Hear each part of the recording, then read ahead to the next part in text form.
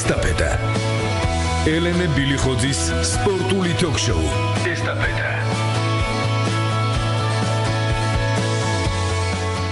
მოგესალმებით, ეთერშია სპორტული ток-შოუ ესტაფეტა, მიკროფონთან ელენე ბილიხოძე. წარმოგიდგენთ დღევანდელი ჩვენი გადაცემის სტუმრებს. დავით წიკლაური, საქართველოს კრივის ფედერაციის პრეზიდენტი და ბაკურ გოგოჭური-თბილისის კრივის ფედერაციის თავკაცი. 240 91 92 240 92 92 კითხვას და მოსაზრებას რადიო 1.0 ჟ-ზე. ჩვენ დღეს ანტალიაში ჩატარებული ევროპის ჩემპიონატის შესახებ საუბრობთ.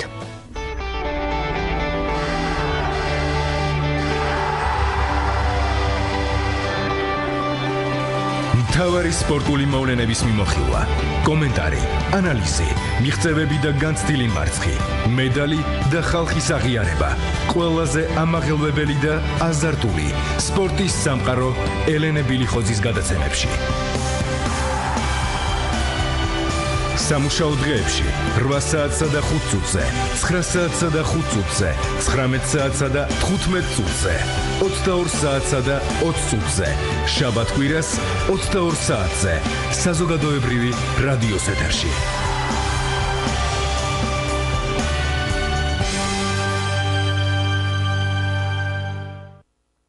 კიდევ ერთხელ მოგესალმებით, მადლობა რომ ხართ დღევანდელი ჩვენი გადაცემის სტუმრები და კიდევ ერთხელ მოგილოცავთ ანტალიაში დაფიქსირებულ შედეგს. შეიძლება ითქვას, რომ ეს ისტორიული შედეგია. დღეს ჩვენს წარმატებულ მოკრივეებს სპორტისა და ახალგაზრდობის საქმეთა მინისტრი ბატონი ხეჭიკაშვილი შეხვდა და თავად მიულოცა ჩვენს გმირებს წარმატება. მოდით ბატონ დავით, თქვენ ბრძანეთ, რამდენად ელოდით ამ შედეგს და ჩვენი მოზარდების ტრიუმფი. მოგესალმებით, თქვენ კიდევ ერთხელ დიდი მადლობა ჩვენი ესე გულშემატკივრობისთვის, იმიტომ რომ არც ერთი ჩვენი ესე თქვათ წარმატებით დასრულებული ღონისძიების შემდეგ ძალიან დიდ ყურადღებას ეშენდა ამისთვის დიდი მადლობა, რომელიც ჩვენთვისაც ძალიან მნიშვნელოვანია და აუცილებელია. მადლობა თქვენ ყველა ამ წარმატებისთვის.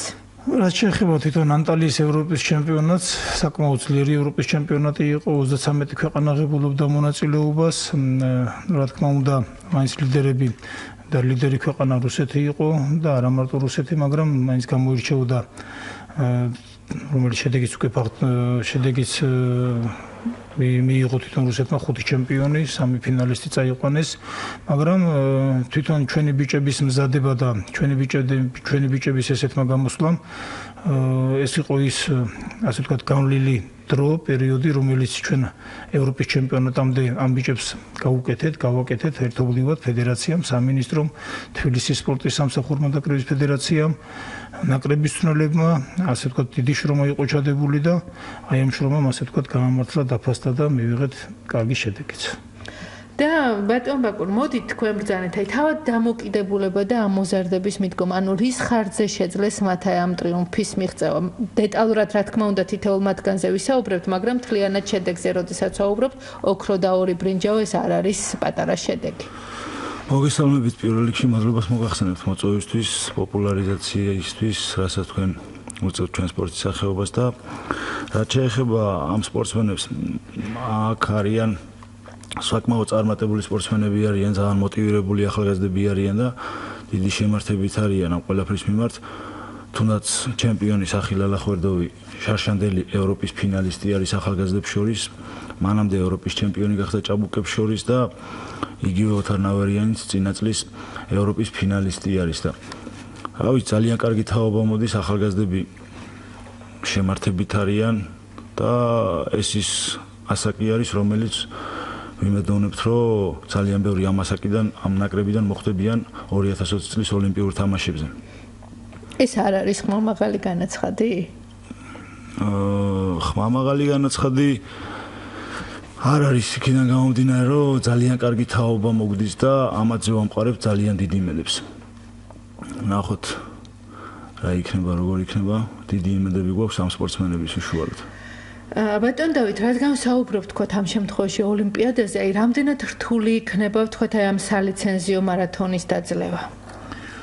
ახლა მოგახსენებთ, რომ თვითონ სოფლიო კრივის ფედერაციაში თქვენ წინა გადაცემაშიც ბრძანებოდით ვიყავით თქვენთან და ვისაუბრეთ, პატარა ცვლილებები არის, ნახოთ როგორ განვითარდება ჯერჯერობით მოვლენები, მიდის ყველაფერი სასიკეთოდ და უკეთესობისკენ, მაგრამ ჯერჯერობით ასე ვთქვათ, ჯერ კიდევ წერტილი არ აქვს ამ ყველაფერს დასმული, მაგრამ საოლიმპიადო მარათონი, რასაც ქვია და მისი განვითარება ჩვენ კრივის ფედერაციამ, სპორტის სამინისტროსთან ერთად, ასევე ქალაქის სპორტის სამსახურთან ერთად და ოლიმპიურ კომიტეტთან ერთად ძალიან ბევრი გვაქვს საშრომი საწოლებელი და პირველ რიგში ისევ ჩვენზე ვიტყვი მე მაინც ახლა გასაგებია ეს მხარდაჭერა გვერდში დგომა აუცილებელია ჩვენთვის, მაგრამ მაინც ძირითადი ასე ვთქვათ დატვირთვა მოდის ჩვენზე, მწვრთნელებზე, სპორტსმენებზე, ფედერაციაზე, რომელიც უნდა ვაკეთოთ და უნდა გავაკეთოთ იმისთვის, რომ საოლიმპიადეთ ჩვენ ეს ბიჭები, ეს თაობა, რომელიც დღეს გვყავს და ასევე არიან კიდევ რამოდენიმე ძალიან პერსპექტიული ახალგაზრდები, ასევე ევროპის ჩემპიონები და ასე შემდეგ, უნდა შევინარჩუნოთ და მივიყვანოთ ოლიმპიადამდე, ისე რომ მათ ყველა პირობა და ყველა ის ასე ვთქვათ ეტაპები ქონდეთ გავლილი, რომ მივიღოთ მაქსიმალური შედეგები. მოდით ამჯერად ჩვენს ჩემპიონზე ვთქვათ. დიახ. საკმაოდ წარმატებული მოზარდი, რომელზეც ყოველთვის ამბობდნენ, რომ დიდი შედეგისთვის იბრძოლებდა, მაგრამ ამჯერად მის შედეგი შევაფასოთ. სახელ ალახვერდოვი, რომელიც ასე ვთქვათ ამ ბავშვის კარიერა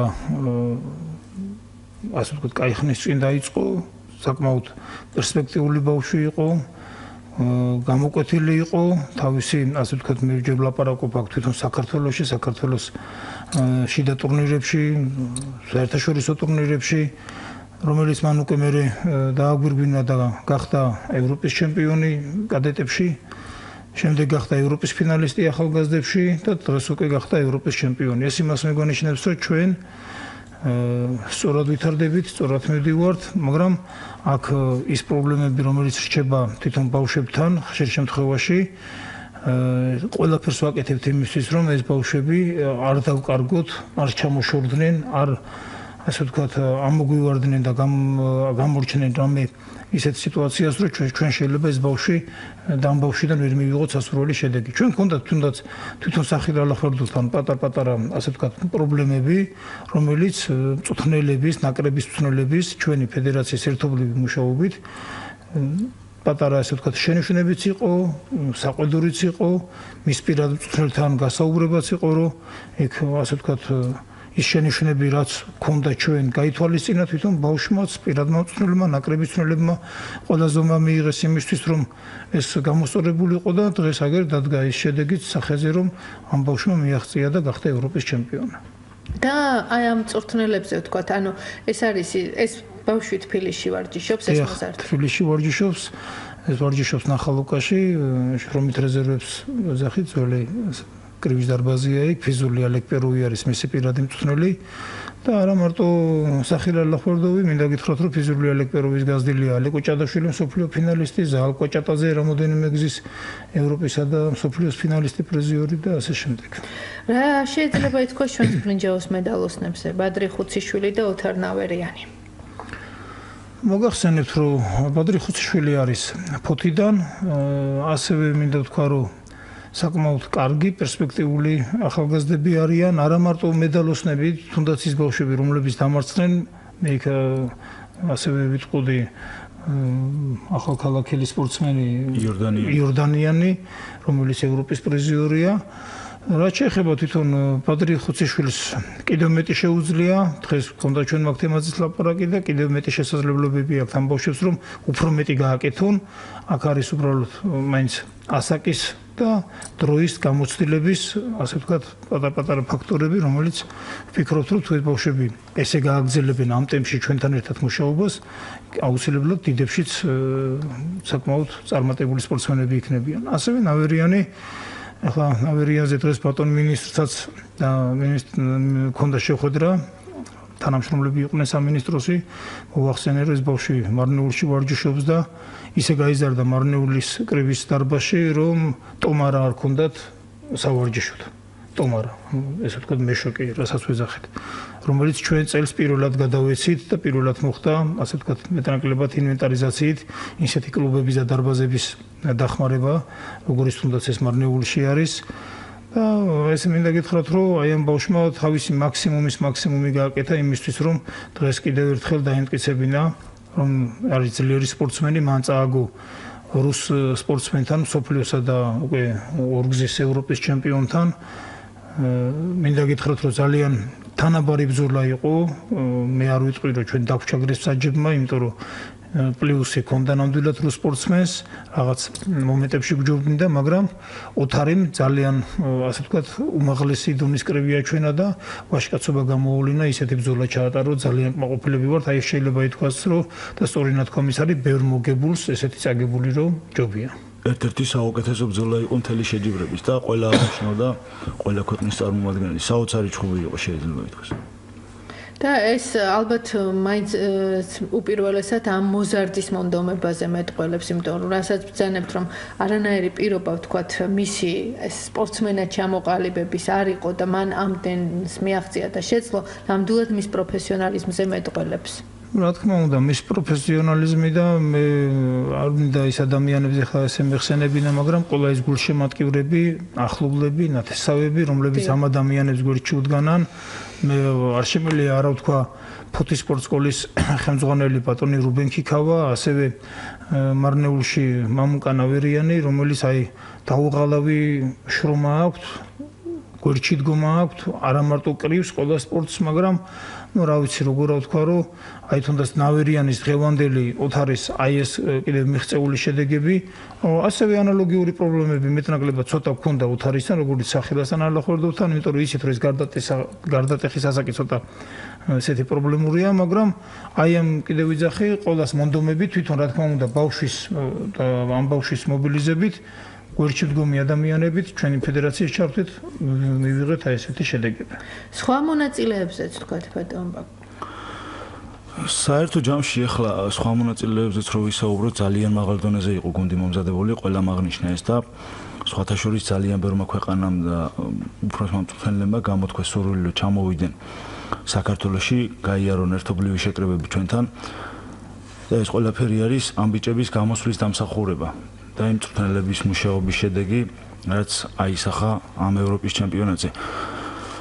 აი უმეტესმა 1-2 სპორტსმენის გარდა ალბათ ყველა ჩემპიონებთან წააგეს ორთაბრძოლები და სხვათა შორის ძალიან თანაბარი ჩხუბები ქონა ყველას. მაღალ დონეზე იჩხუბეს, ძალიან კმაყოფილები ვართ, აი ბატონი პრეზიდენტის ესწრებოდა და ყველა აღნიშნავდა, რომ ძალიან მაღალი დონის მომზადება ქონა გუნდს და განვითარებული არის უკეთესობისკენ, რაც ძალიან სასიხარულო არის ჩვენთვის და ვნახოთ მომავალშიც ალბათ გავაგზავნებთ ამ სწორ. რაც თვითონ ევროპის კრივის ფედერაციამ თავის ვებგვერდზე, საიტზე აღნიშნა და ასე ვთქვათ, დაუთმო ქართველების გამოსვლას სტატია, სადაც ერთი დღე, ანუ ქართველებისთვის იყო, ასე ვთქვათ, ჩავარდნის გარეშე, ანუ წაგების გარეშე 4 სპორტსმენიდან 4-ვემ მოიგო იმ დღეს, რომელიც იყო, ანუ მეოთხედ ფინალში ყვავდა 5 სპორტსმენი. ეს არის ნამდვილად მისასალმებელი ფაქტი და თუნდაც წლების წინ ეს საკმაოდ ძნელად წარმოსადგენიც კი იყო. ну, აღარ მინდა წარსულზე ვილაპარაკო, იმიტომ რომ ცოტა არ იყოს ჩვენ თვითონაც რო გვახსენდება ჩვენ თავზეც რაც ხდებოდა, რა პირობებში გვიწევდა თუნდაც შეჯიბრებებზე წასვლა, მონაწილეობა და ასე შემდეგ, ცოტა რთულია ამის გახსენება, მაგრამ მინდა ვთქვა, რომ ალბათ ეს რო გვაქვს გავლილი ეს ყველაფერი, დღეს ჩვენ მე პირადად ვაკეთებ ყველაფერს იმისთვის და ეს არის ჩემთვის ყველაზე დიდი ბედნიერება, როდესაც ჩვენი სპორტსმენები დღეს შედეგს აღწევენ და მით უმეტეს ქართული გიმნი იკვრება, რომელიც ჩვენმა თაობამ, იგივე ბაკურიმ ვერ ვეღირსეთ ესე ვთქვათ, იმიტომ რომ არ ქონდა სათანადო ყურადღება, არ იყო სათანადო მხარდაჭერა, გვერდში დგომა და ეს ყველაფერი იყო უბრალოდ ჩვენი მონდომების და ენთუზიაზმის ხარჯზე რაც კეთდებოდა და დღეს ჩვენი აი ამ ქმედებით, ჩვენი ყველასი ფედერაციის გვერდში დგომით, ყველა იმ თანამშრომლებს მინდა აქედანვე დიდი მადლობა მოუხადო, არის უდიდესი ბედნიერება, როცა ესეთ კაი შედეგებს ვღებულობთ ჩვენი სპორტსმენებიდან. და შეიძლება ითქვას, რომ ის მხარდაჭერა რომ ყოფილიყო, რაზეც თქვენ ბრძანებთ, თქვენი თაობით ძალიან ბევრი ნიჭიერი მოკრივე დაიკარგა სამწუხაროდ, სწორედ აი ამ პრობლემებისა გამო რომ არ იყო მხარდაჭერა, რომ არ იყო ვთქვათ ფინანსები და რომ არ გქონდა თითოეულ თქვენგანს თუნდაც შეკრებაზე და შეჯიბრზე წასვლის შესაძლებლობა ბაკურ სამწუხაროდ და ეს არის რეალობა. ძალიან ბევრი დაიკარგა, მაგრამ ერთგვარად კარგით არის, რაც დააკლდა ბატონ დავითს თავის სპორტსმენობის პერიოდში მაქსიმალურად ცდილობს, რომ 2 იმდენი და 3 იმდენი გაუკეთოს, რაზეც გული წყდება და ვერ ეღირსა ამას, აი ამ სპორტსმენებს გაუკეთოს, ამ ახალგაზრდებს გაუკეთოს ეს ყველაფერი და შედეგით სახეზე არის და ძალიან სასიხარულო არის ევროპის ფედერაციის ესეთი სტატია, რომ არა მარტო ამ შეჯიბრებაზე იყო და ამ კონკრეტულ დღეზე იყო საუბარი, რომელიც დღითაც ყველა გაოცებული იყო, რომ ესეთი წარმატებით გამოვიდნენ ჩვენი სპორტსმენები, როგორც ჩანს თვალს ადევნებენ ჩვენს ამ წინა განვლილ პერიოდებსაც, იქ იყო ნახსენები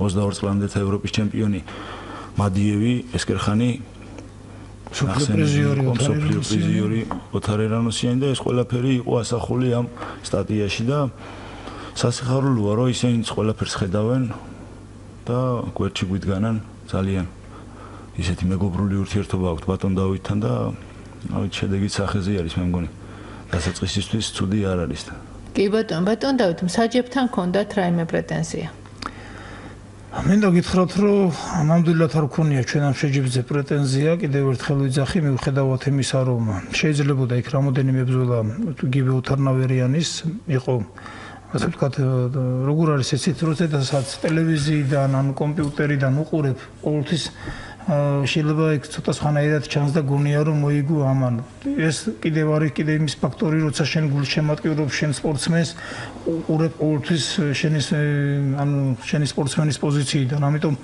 ნამდვილად ვერ ვიტყოდი დღეს მე პრეტენზიებს საჯებზე თუმცა ამ მინდა პირიქით აღვნიშნო რომ ერთ-ერთი საუკეთესო ევროპის ჩემპიონატი იყო საჯობის მხრიდან რომელიც მეტნაკლებად არ იყო ისეთი დიდი დარღვევები, როგორიც აქამდე ხდებოდა, რასაც მინდა ვთქვა, რომ ეს ზუსტად ცვლილებები, რომელიც სოფლიო კრივში ხდება დღესდღეობით, ამან დიდი გავლენა მოახდინა საჯებზე და მთლიანად კრივის სამყაროზე და ამას ანუ ყველა მსაჯის, ყველა ქმედება არის გაკონტროლებული მაქსიმალურად აყვანილი, ესე იგი ყურადღების ცენტრში, რომ რამე ისეთი დარღვევა როგორც კი იქნება, ეგრევე ანთავისუფლებენ და დისკვალიფიკაციას აძლევენ ყველა მსაჯს. ანუ თავად ფედერაციაც, საერთაშორისო ფედერაციაც დაფიქრდა უკვე აი ამ პრობლემების. ძალიან დიდი მუშაობა მიდის და მე მსაჯები რადგან ვახსენეთ, მინდა გამოვიყენო ეს შემთხვევა და ჩვენი ტარიელ გოგოჭური ვახსენო, რომელიც მსაჯად იყო წამობძანებული,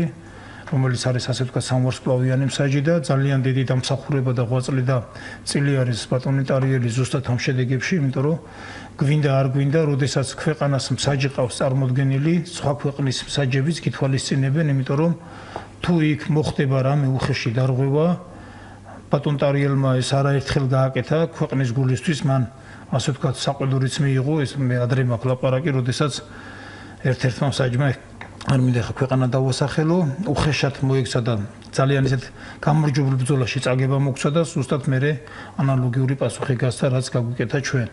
ამიტომ ამას ძალიან დიდ ყურადღებას აქცევს ყველა, თვითონ ბატონი ტარიელის ხასიათიდან გამომდინარეც, ასეთი კაი ქართველი ვაჟკაცი ადამიანია, კაი ურთიერთობა აქვს ყველა იმ ქვეყნებთან და იმ ქვეყნების საჯებთან, რომლებიც არიან წამყვანები და აი ასე ვთქვათ, გუნდის ნამუშევარი მთლიანი რაც არის მინდა აღვნიშნო, რომ ეს არის საბოლოო შედეგი. და ასევე არ მინდა გამომრჩეს ბატონი დავით კვაჭაძის დამსახურება, ბატონო ელენე, იმიტომ რომ ჩვენ სანამ სტუდიაში შემოვიდოდით, საუბრობდით უფროს თაობებზე, ჩვენამდეც ვიღაცა მოიტანა, ვიღაცას რაღაცა აქ ნაკეთები და ამას რაღაცა არ ქვია.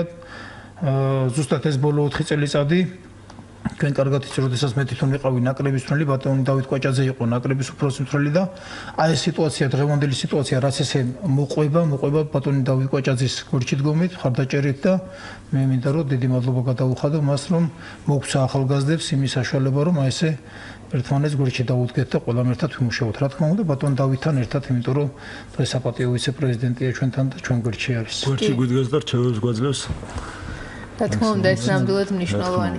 მოდით ბატონ ბაკურ, თავად ევროპული კრივის შესახებას ვთქვათ, რუსეთი ისევ ლიდერია, იმიტომ რომ 5 ჩემპიონი ყავთ და ამით უკვე ყველაფერი ნათქვამია. რუსეთი ევროპაში ლიდერი იყო ალბათ და ლიდერად დარჩება. ჩვენ ალბენაში ვიყავით ბულგარეთში. ჭაბუკთა ევროპის ჩემპიონატზე გავუხდათ თუ ორცები 7 თუ 8 ევროპის ჩემპიონი. აგერ ეხლაც 5 ჩემპიონი გავუხდათ. ფინალისტები, პრიზიორები და რა ვიცი.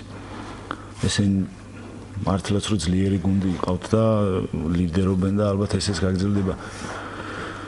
ძალიან კარგი სკოლა აქვს და არიან ახლა იქ თურქებმაც საკმაოდ კაი შედეგი აჩვენეს, უკრაინას ყავდა. მაგრამ ჩვენც ცუდი შედეგი არ ვაჩვენეთ, მე-6 ადგილზე გავედით 36 ქვეყანაში და ერთგვარი ამ ათეულის წევრები ვართ. უკრაინა თურქეთმა იღო გაინაწილეს მეორე მესამე ადგილი რა. ანუ ხუთეულში ვართ ესე რომ ვთქვათ რა. და ეს ძალიან მნიშვნელოვანია კიდევ ერთხელ განმეორდებით, თუნდაც ჩვენი რესურსით, თუნდაც ჩვენი ვაღიაროთ რაოდენობით, ძალიან ბევრ ფაქტზე მეტყველებს, იმიტომ რომ იქ იყვნენ ქვეყნები, რომლებიც საერთოდ მედლების გარეშე დარჩნენ. ერთი მესამე ადგილიც ვერ წაიღეს. აი თუნდაც სომხეთი იყო, ჩვენი მეზობელი სომხეთი და ბოლოს ისე მოუწიათ, რომ ჩვენი ფინალი გულშემატკივრეს და ჩვენს გულშემატკივრებთან ერთად შეძახილებით ამხნევებდნენ ჩვენ ბიჭებს, იმიტომ რომ თავისი არავინ არ ყავდათ, ერთი მესამე ადგილიც ვერ წაიღეს.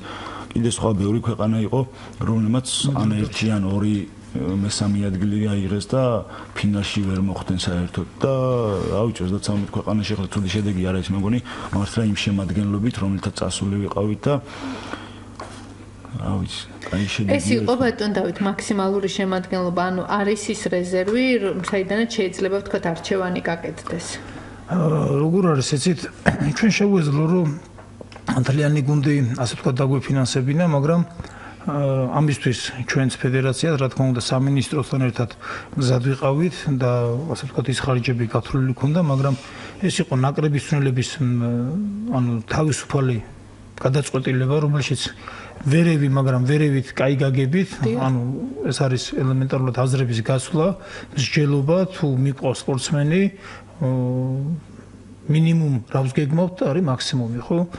როგორც ესეთი მე არანაირ გადაწყვეტილებას არ ვღებულობ ნაკრების ცვლილებთან ერთად, გადაწყვეტილებას ღებულობ და პასუხისმგებელი არის ნაკრების ცვლილი უკვე შედეგზე და მისი საბოლოო ასე ვთქვათ გადაწყვეტილება, ესაც 7 კაციც იყო მაქსიმუმი. მე მინდა გითხრათ, რომ კიდევ რაღაცა პატარ-პატარა ფაქტორები იყო, გათვალისწინებები, რომელიც ასე ვთქვათ დაემთხვა რაღაცა პერიოდებს, თორემ თვითონ ნაკრების ცვლილს ცოტა კიდე სხვანაირად ქონდა ეს ყველაფერი დაგეგმილი, მაგრამ მთლიან ჯამში მაინც კარგი იყო, კარგად მოხდა, იმიტომ რომ ის ბავშვები შეიძლება მედლები ვერ მოვიპოვეთ და ვერ აჩვენეს შედეგი, მაგრამ ძალიან დიდი ასე ვთქვათ გამოცდილება მიიღეს, ძალიან დიდი ასე ვთქვათ ნახეს კრივი, ევროპის დონის კრივი თუ რა არის, რომ ხვალდაზე ეს ბავშვები აგზელებენ ახალგაზრდებში ასპარეზობას და ალბათ გამოადგებათ უკვე ეს გამოცდილება თვითონ მათ.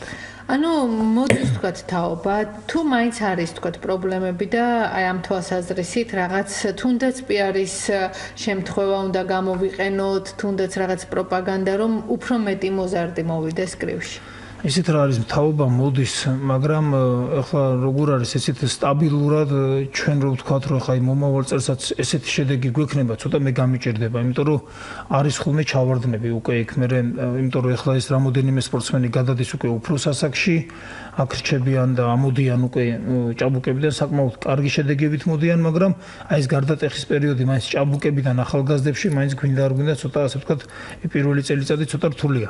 თუმცა მაინც იმედს ვიტოვებთ, რომ მომავალი წელიც საკმაოდ წარმატებული გვექნება, შეიძლება არ იყოს ესეთი, მაგრამ ეს იმას არ ნიშნავს, რომ აი всё რაღაცა დაგვიმართა, არაფერი არ დაგვიმართა, ეს არის მუშა პროცესი, ეს იქნება ჩვეულებრივი ის ეტაპები, რომ ჩვენ 2020 წლისთვის მივიყვანოთ გუნდი მზად.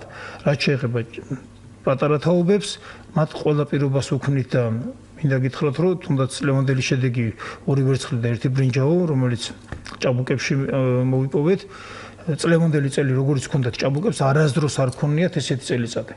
რომ ესე მასშტაბურად გაევლოთ ერთობლივი შეკრებები, ტურნირები და შემდეგ კიდე ევროპის ჩემპიონატზე იცით ორი ვერცხლი და ერთი ბრინჯაო მოვიპოვეთ. კი ბატონო დავით, აი მოზარდისთვის რომ კრივი გახდეს საინტერესო, რა უნდა გააკეთოს? ეს უნდა იყოს მშობლის ფაქტორი თუ ახლა როგორ არის ისეთი, ახლა ჩემ დროს მაგალითად ცოტა სხვანაირად იყო ხოლმე. ახლა დელი თაობა ცოტა ასე ვთქვათ, მე თვითონ კი იცით ლაპარაკია, სამი ბიჭი მყავს, სამი შვილის მამა ვარ და რაღაცა კრივს შეიძლება ზოგი ისე უყურებს, რომ ვაიმე იქ რაღაცა ცხვირი გაუტყდება, ვაიმე იქ რაღაცა ტრამვა იქნება.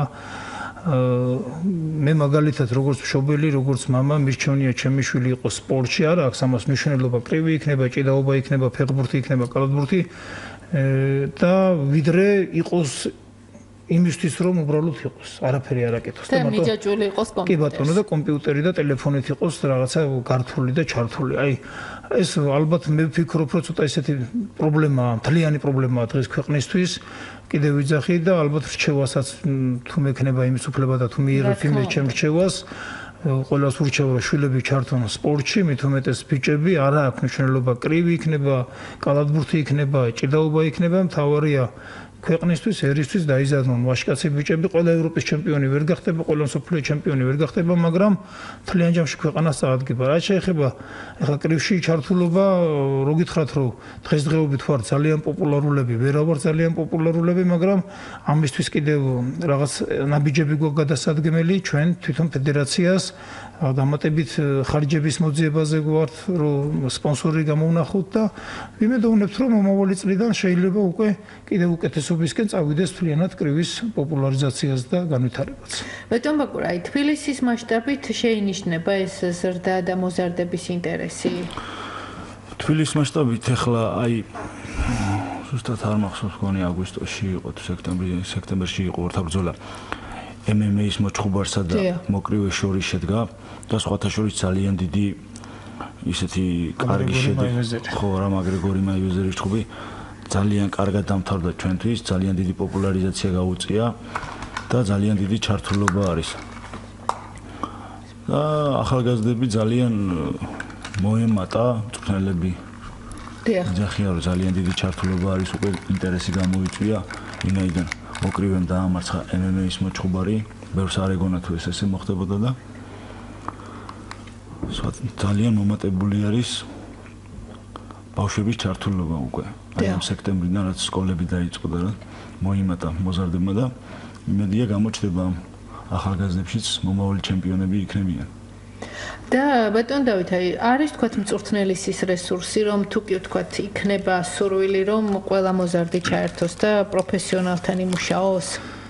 ჩვენ მწვრთნელებზე მოგახსენეთ, რომ დავიწყებთ მწვრთნელების სერტიფიცირება, გადამზადება, ესე ვთქვათ, ეროვნული კატეგორია, რასაც ქვია, რომელიც ამ წელს ასე ვთქვათ დავამთავრეთ ეს წელიწადი, უკვე შემდეგი წლიდან გაგრძელდება, მაგრამ მინდა გითხრათ, რომ ესე იგი საქართველოში პირველად ჩამობზანდებიან საერთაშორისო კატეგორიის დამსახურებული მწვრთნელები, ასე ვთქვათ, ინსტრუქტორები, რომლებიც ჩამოვლენ საქართველოში 25 ნოემბერს და ჩაატარებენ საქართველოში ერთ ვარსკვლავზე საერთაშორისო კატეგორიის აღიარება სემინარებს, სადაც 22 მწვრთნელი არის ჩართული ჩვენი ქართველი და დაახლოებით თუ არ ვცდები 6 მწვრთნელი ჩამოდის რუსეთიდან, რომლებიც გაივლიან აი ამ სემინარიას და ეს მინდა გითხრათ, რომ არის უმაღლესი დონის სემინარები, რომელიც მე თვითონ ცოტა ხნის წინ გავიარე, მე თვითონ ორ ვარსკვლავზე გავიარეთ, მე და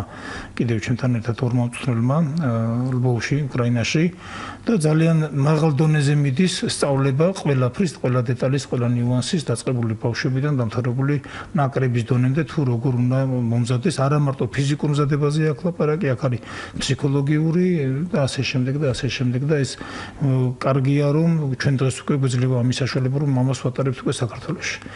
და ეს ძალიან ბევრ ახალგაზრდასაც მისცემს შესაძლებლობას, რომ დაეუფლოს.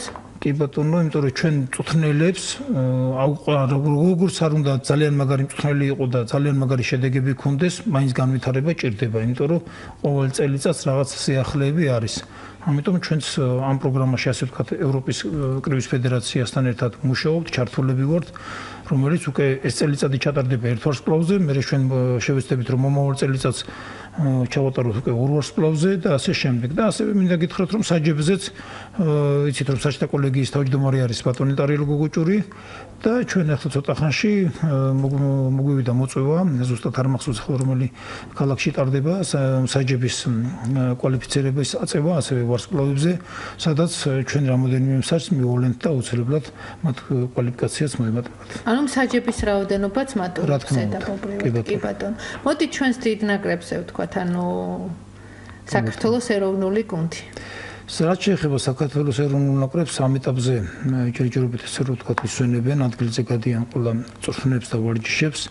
ჩვენ ახლა ცოტა ხანში უკვე დაგვიგმოთ მომავალი წლისთვის საქართველოს ჩემპიონატს, თუმცა საქართველოს ჩემპიონატამდე ასე რომ ვთქვათ, ძალიან ბევრი ღონისძიება გვექნება. ჩვენ ფაქტურად მომავალი წელიწადი მეტნაკლებად გვექნება იმისთვის, რომ ძალიან მაგრად უნდა მოვამზადოთ ჩვენი გუნდი. რაც შეიძლება მეტი ერთობლივი შეკრება გვექნება ისეთ ქვეყნებთან, როგორიც არიან კაზახეთი, რუსეთი, უზბეკეთი, არ არის გამორიცხული, რომ კუბაში წავიდეს ჩვენი გუნდი, ახლა მიდის უკვე მოლაპარაკება ჩემსა და კუბის ფედერაციის პრეზიდენტს შორის და ვფიქრობ, რომ ჩვენ მომავალი ანუ 2018 წელიწადი ყველანაირად უნდა გამოვიყენოთ იმისთვის, რომ ჩვენი ნაკრები, ასე ვთქვათ, შედგეს სრულყოფილად, რომ 2019 წელს უკვე ლიცენზიებისთვის იბრძოლონ.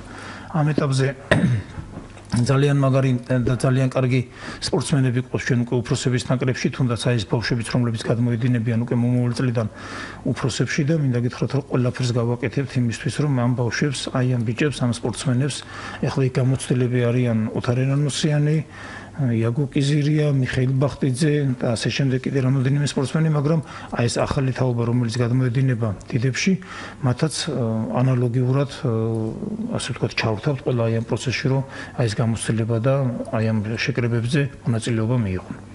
აი, საკმაოდ ძვირადღირებული პროექტია, ჩვენ რომ ოლიმპიადაზე ყავდეს მედალოსანი? კიდევ სამწუხაროდ მიწევს ცოტა უკან წასვლა, იმიტომ რომ ყველაფერი როგორ არის, იცით? ცოტა ისე უხეშად რო ვთქვა, ფუნდამენტი თუ არ არის ძლიერი, სახლი არ იქნება, რა თქმა უნდა, მყარი, ხო?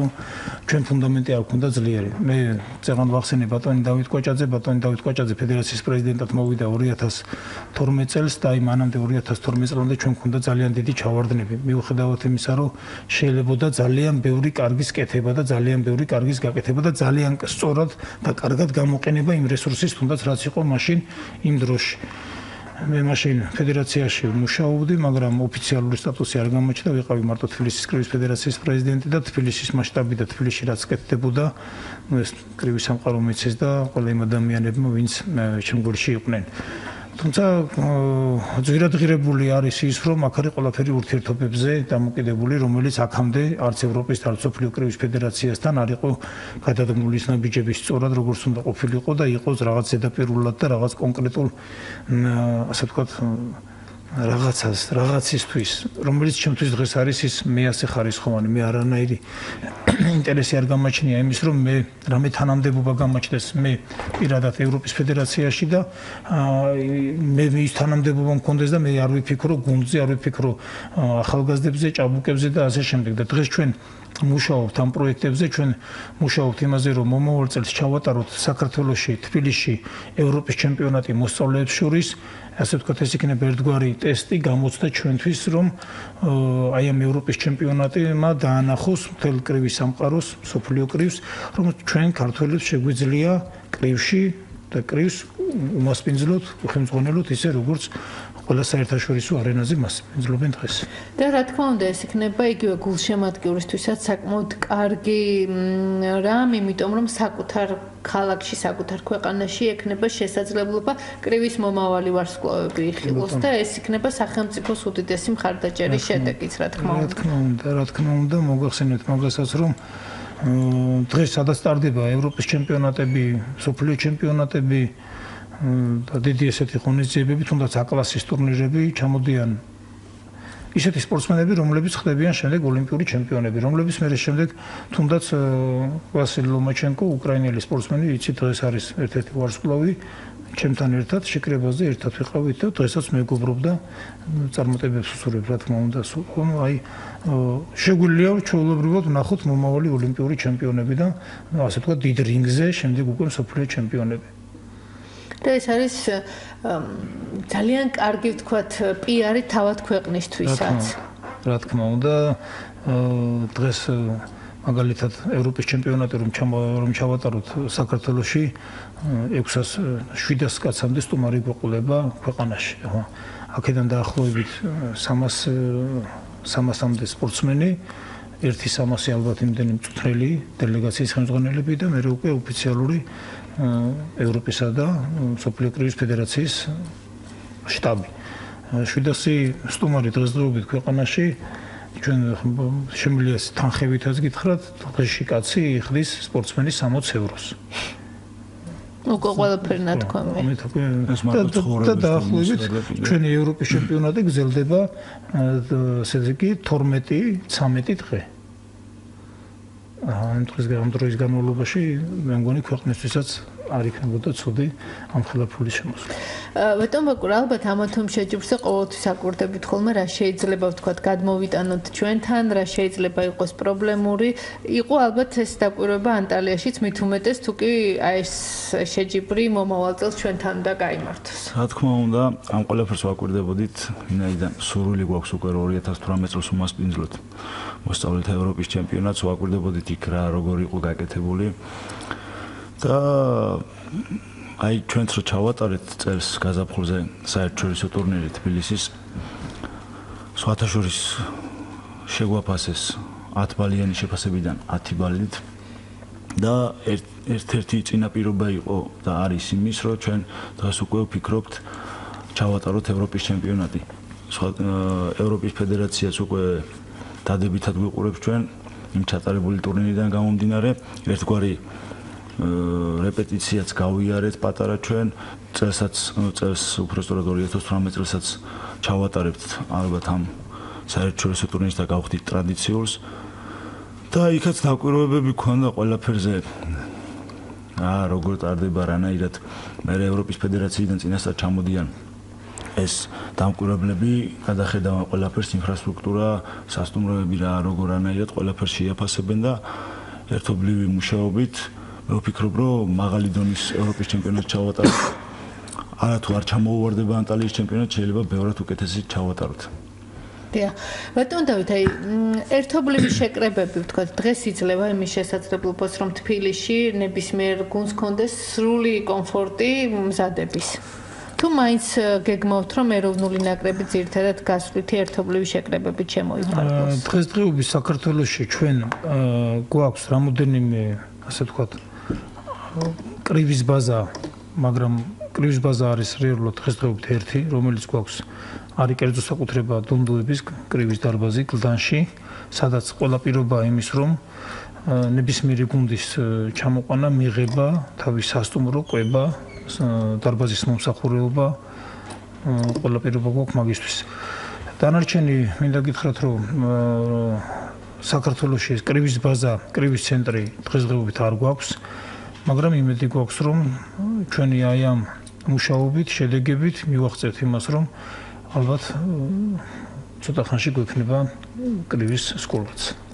თუმცა წვალობთ დღეს ვწვალობთ იმ გაგებით, რომ ჩვენ თუ გვინდა რომ ჩამოვიყვანოთ ბევრი ქვეყანა საქართველოში, ცოტა გვიჭირს, მაგრამ წინასწარ ვაცნობებთ თუ რა პირობები გვაქვს, რა მდგომარეობაში მოუწევთ მათ ყოფნა, რა დარბაზები გვაქვს და ასე შემდეგ, რომ შემდეგ ეს უხერხული სიტუაციები და მომენტები არ შეიქმნას. კი ბატონო, გასვლითი შეკრებები ალბათ მაინც იქნება ოლიმპიადამდე. აუცილებლად გვექნება, კიდევ ერთხელ მოგახსენებთ, რომ ესე იგი ძირითადი ქვეყნები იქნებიან ჩვენთვის, ასე ვთქვათ, რუსეთი, უკრაინა, ყაზახეთი, უზბეკეთი და კუბა. დიახ. ეროვნული ნაკრებისთვის. კი ბატონო, რეგიონებში სად შეიძლება ვთქვათ, მე არ ვამბობ სტანდარტული, ვთქვათ, უმაღლესი დონის შეკრების ჩატარება, მაგრამ სად არის ის პირობა, რომ თუნდაც მოზარდები შეიკრიბნონ ახალგაზრდები და რეგიონსაც რაღაც სხვა სიცოცხლე მიეცეს? მე ხა მიუხედავად რთული პირობებისა, ჩვენ ესე გავაკეთეთ, რომ თუნდაც ჭაბუკებში ასე ვთქვათ, დასკვნითი ეტაპამდე გავიარეთ და გაიარა გუნდმა გორში შეკრება. არ იყო იქ გადასარევი და რაღაც განსაკუთრებული პირობები, მაგრამ მოდი ცოტა ესე შეიძლება უხეშათაც ვთქვა, სპორტსმენს არ სჭირდება 200 ევროიანი და 300 ევროიანი ნომრები რა. არ არის იმისთვის საჭირო, რომ სპორტსმენმა იცხოვროს რაღაცა ისეთ სასტუმროში, რომ იქ ასე ვთქვათ, აი აქ ცხოვრობდა, იქ ცხოვრობს. სპორტსმენი უნდა იყოს ისეთ პირობებში, რომ მან უნდა ივარჯიშოს და უნდა მიაღწიოს შედეგს. და ჩვენ ამას ასე ვთქვათ, ნაკლებ ყურადღებას ვაქცევ კომფორტს, იმიტომ რომ თავარი კომფორტი არის, რომ კონდეს სითბო, კონდეს სწორი კვება, კონდეს სამედიცინო აღჭურვილობა და დახმარება, რომ იქ რაღაცა ტრავმა იყოს და სპორტსმენს დახმარება გაუწიონ და მწვრთნელების მობილიზება და სწორი დაგეგმარება ვარჯიშებს. ეს არის მთავარი პირობა და მე ასევე გორიდან შემდეგ დასკვნითი ეტაპი გუნდმა გაიარა ქალაქ ფოთში. ჩვეულებრივი კრივის დარბაზი, არანაირი იქაც განსაკუთრებული პირობები, სასტუმროც, ასე ვთქვათ, კერძო ტიპის სასტუმრო იყო, საოჯახო ტიპის, მაგრამ გუნდი მოემზადა, ორი ვერცხლი ჩამოვიტანეთ, ერთი ბრინჯაო ჩამოვიტანეთ. მე ამაში ახლა ვერ ვხედავ იმას, რომ რატო არ იცხოვრეს სასტუმროში და რატო არ იყვნენ ან 100 დოლარიან, ან 200 დოლარიან ნომრებში. ანუ ჩვენ ამის, ასე ვთქვათ, პრეტენზიები არ გვაქვს დღეს. თუ კი კვების რაციონი დაცულია, თუ კი ვთქვათ ეს ყველაფერი პირველ რიგში დაცულია. რა თქმა უნდა, შესაბამისად. კვება არის სწორი კვება, გეგმა, მწვრთნელების მობილიზება, რომ გუნდი უნდა იყოს მომზადებული, დისციპლინა. ჩვენ ვართ, ასე ვთქვათ, შეიძლება ცოტა ის უხეშათაც ვიქცევით, მაგრამ არც ერთ სპორტსმენს არ ეპატიება არც ერთი დარღვევა. ეგრევე თავისუფლდება ნაკრებიდან, რომელ ასაკშიც არ უნდა იყოს, როგორი ტიტულოვანი სპორტსმენის არ უნდა იყოს, რომელიც დაარღვევს დისციპლინას, თავისუფლდება ეგრევე შეკრებიდან.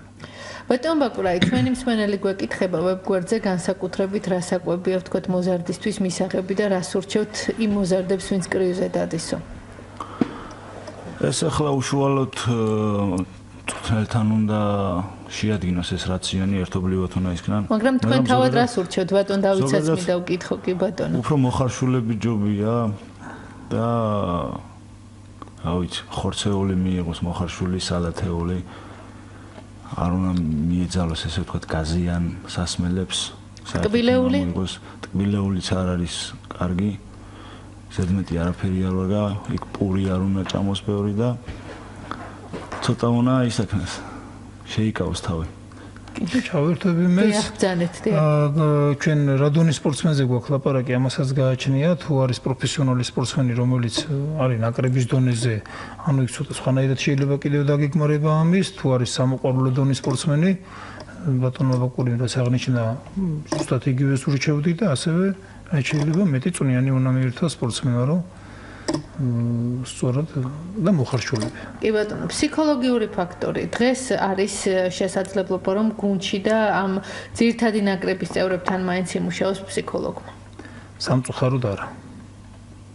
რაც ჩვენს მეტოქე გუნდებში უკვე შეინიშნება თქვა და ყველა ნორმალურ განვითარებულ ქვეყანას ექიმი, ფსიქოლოგი, მასაჟისტი თან ახლია. ჟურნალისტები ხდება ყველა. თუმცა ჩვენთვის არც მაგაზე აი ესე არ მინდა რომ ვთქვა რომ აი არ არის ეს პრობლემა რა.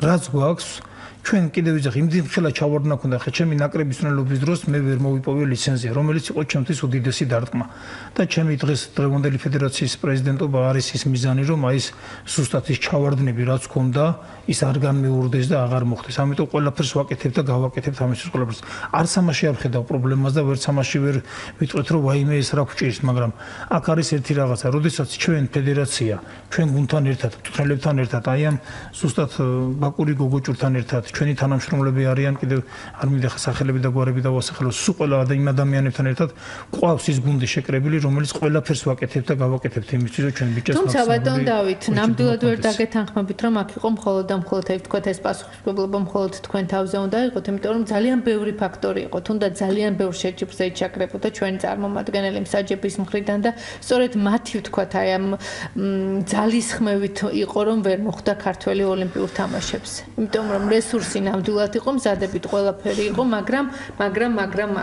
ჩემი თავის მართლება არ მიყვარს არადროს ყოველთვის არ შეიძლება ცუდი თვისება, კაი თვისება ვიწყებ ჩემი თავიდან და ჩემ თავში ვეძებ ყოველთვის პრობლემას რაც იყო ჩემი ბრალი მე იმას ასე ვთქვათ არც გავიმართლებ თავს და არც დავიდანაშაულებ მაგრამ რო ყოფილიყო მაგასაც დავაყოლებ რო ყოფილიყო სწორი მიდგომა რამოდენიმე კიდევ ასე ვთქვათ რა დავარქვა ხარდაჭერა იმ ორგანიზაციებიდან და იქიდან საიდანაც უნდა ყოფილიყო, ლიცენზიოთ არ დარჩებოდი. და მე მჯერა რომ გამგები გაგვიგებს. კი ბატონო 2020 წელს გვეყოლება ლიცენზიანტიც და თუ კი გვეყოლება მედალოსანი შეიძლება ითქვას რომ თქვენი ეს პროგრამა მინიმუმიც და მაქსიმუმიც იქნება შესრულებული. კი ბატონო, აუცილებლად, იმიტომ რომ კიდევ ერთხელ ვიძახი, დღეს ჩვენ ყველაფერს ვაკეთებთ და გავაკეთებთ იმისთვის, რომ მიუხედავად ბევრი პრობლემებისა და მიუხედავად აი ძალიან ესე ვთქვათ არ ვარ დღეს ჩვენ ფუფუნებაში, მაგრამ გავაკეთებთ ყველაფერს იმისთვის, რომ ლიცენზია და ოლიმპიადისთვის მედლისთვის ვიბრძოლოთ. და ბოლოს მინდა გითხოთ გოგონებსაც. არიან თქვათ აქტიურად ჩართულები ჩვენთან? გოგონები არიან ჩართულები ამ ბოლო პერიოდში. ყავს ხობიდან გოგონა ევროპის ჩემპიონატზე ყავდა გაგზავნილი და ძალიან რა ვიცი მაღალ დონეზე ჩაატარა, ის შეხვედრა, ისე თანაბარორთა ბრძოლაში დამარცხდა. და არიან ასე ვთქვათ, ჩართულები არიან ესეთი საშეჯიბრო მზადება და პროფესიონალურ დონეზე ხა იმდენი დაინტერესება არ არის, რომ მაინც კრივი არის და გოგონასთვის ცოტა რთულია და მშობლისთვისაც რთულია. მაგრამ ისე ჯანმრთელობის მხრივ ძალიან ბევრი გოგონა არის ჩართული, ვარჯიშობენ, ფორმების შესანარჩუნებლად. ძალიან პოპულარული არის კრივი. გოგონებში კრივი? კი ბატონო, ევროპაში განსაკუთრებით. არა მარტო ევროპაში, ჩვენც თბილისში, ჩვენს დარბაზებში ძალიან ბევრი გოგონა დადის და ისეთი შედეგი მიიღეს კრივზე ვარჯიშით, რომ ვერც ერთ ფიტნეს კლუბში, ვერც ერთ სხვა სახეობაში ვერ მიიღეს ესეთ შედეგები და გაოცებულები არიან, ასე ვთქვათ და აი ხოც რომ მივიდეთ ნებისმიერ კრივის დარბაზში ნახავთ თუ რამდენი გოგონა არის. ძალიან ბევრი მოდელი, ძალიან ბევრი მომღერალი, ცნობილი სახეები დადიან, ვარჯიშობენ და ჯანსაღი ცხოვრების პროპაგანდაც გამოგვივიდა. კი ბატონო, ასე რომ მიარეთ კრივზე, იცხოვრეთ ჯანსაღად და თუ კი ვთქვათ პროფესიული რანგით ვერ მივახცევთ წარმატებას, ჯანმრთელობისთვის და მოყვარულისთვის ეს არის ძალიან კარგი გაკვეთილი, რომელიც მე ვთვლი რომ ყველა მოზარდი უნდა ფლობდეს რაღაც ეტაპზე მაინც კრივის ხელოვნებას. რა თქმა უნდა, არ ვეუბნებით არავის რომ მოვიდეს და იაროს რაღაც 5 წელი, 10 წელი, მივიდნენ, ნახონ, მოსინჯონ რამოდენიმე თვე, ალბათ 1-3 თვეც საკმარისი არის ჩაერთონ და ნახავენ შედეგს, რა შედეგს მიიღებენ, თუ არ მოეწონებათ. კი ბატონო, მოკლედ ვიტყვი, არავინ ძალას არ ატანს და არ დაატანს, კიდე თუ არა რინგში შედი და ისპარინგი ან იჩხუბი. ვარჯიში არის ჩვეულებრივი, შეუძლია შევიდეს ისპარინგოს რინგში, შეუძლია უბრალოდ ივარჯიშონ. ამიტომ ჩვენ ურჩევდით რომ მივიდნენ პროფესიონალ გამოცნელ მწვრთნელებთან, ჩვენ შეგვიძლია საკონტაქტოც დავტოვოთ და დაგვიკავშირდნენ, ჩვენ თვითონ ურჩევთ, დავაკვალიანებთ თუ ვისთან მივიდნენ და ვისთან უნდა მიიღონ კარგი მწვრთნელი და შედეგები. ძალიან დიდი მადლობა უკვე მორიგი წარმატებებით გელით ჩვენთან სტუდიაში. მადლობა რომ იყავით დღეს ჩვენი გადაცემის სტუმრები. მე უკვე ჩვენს მსმენელს 22 საათსა და 20 წუთამდე ვემშვიდობები და ამ დროს დღის სპორტის ახალი ამბების შესახებ ვისაუბრებ.